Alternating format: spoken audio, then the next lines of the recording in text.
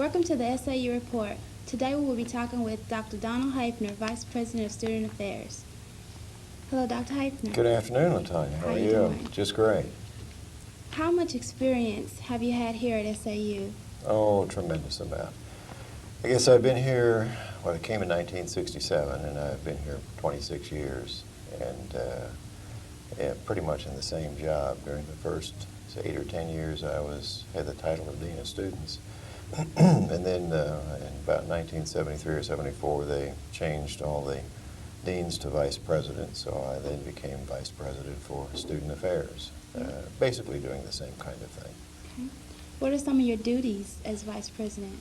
Well, in the student affairs area, it's generally supporting kinds of activities that involve things such as residence halls, dining hall, student activities, registrar's office, admissions office, student health service, counseling and testing, placement, general outline of things that are involved.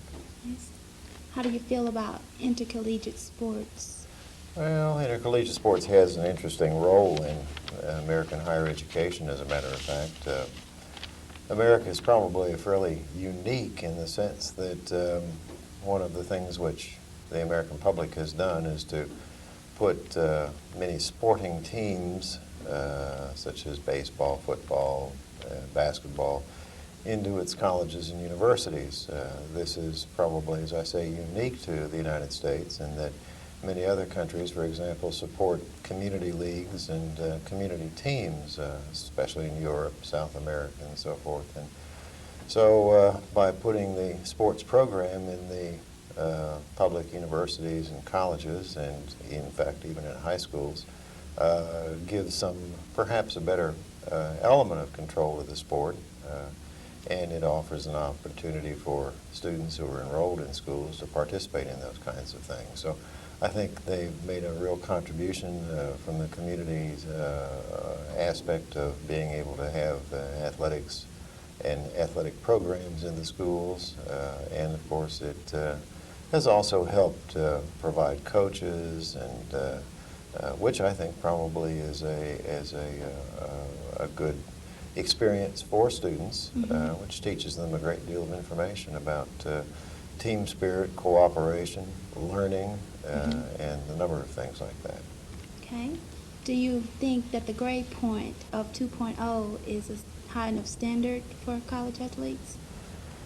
Well, I guess that's relative in the sense that I think at this point, because that's what requires or is required of a student to maintain his status as a student and to stay in school, that certainly would be an appropriate grade level. And I think if a school, for example, required 2.5 for a student to remain in school, and otherwise he or she might be dismissed for academic purposes, then 2.5 would be that mark. So I would say whatever is required by the university for the student to continue would be an appropriate grade point average to require for for participation in athletics. How about extracurricular activities? How do you feel about fraternities and sororities? I think perhaps a lot of what college is involves certainly a great deal of learning in the classroom, but I think extracurricular activities provide somewhat of a laboratory for students to maybe apply many of the things which they learn. As an individual leaves school, many students have told me as they've come back and visited that the things which they perhaps were most able to use at the time they took their first job and subsequent jobs involved the leadership talents and skills that they learned as a result of being students, whether it was participation in a fraternity, a little bit of the teamwork aspect of what they were involved with, and also I think perhaps even an element of learning to compromise to some extent with regard to groups. Those have all been I think, very important, and I think probably extracurricular activities provides that opportunity in that learning laboratory. Mm-hmm. Okay, could you tell me your comments on Dr. Brinson's case? Dr. Brinson, of course, served very successfully as president of Southern Arkansas University for 16 or 17 years. And subsequent to that, of course, has moved on to the job, I guess, as a distinguished faculty member. I think he was a very effective president. I think he did many things for the university. You can look around and see, for example, an art building. You can see a business agri building being built, a number of other buildings that have grown on campus. Our faculty salaries are substantially better at SAU than they are at some of our sister schools of the same size here in Arkansas, and so I think he's done a great deal to bring in capable faculty and provide opportunities for students, learning aspects of the academic program, and I think those support things are the sorts of things that I will remember him for. Do you think his dismissal was necessary? I'm not really sure I can reflect on that, in the sense that I don't know all of the reasons, or I don't have really a good grasp of all the reasons why he was asked to step down as president.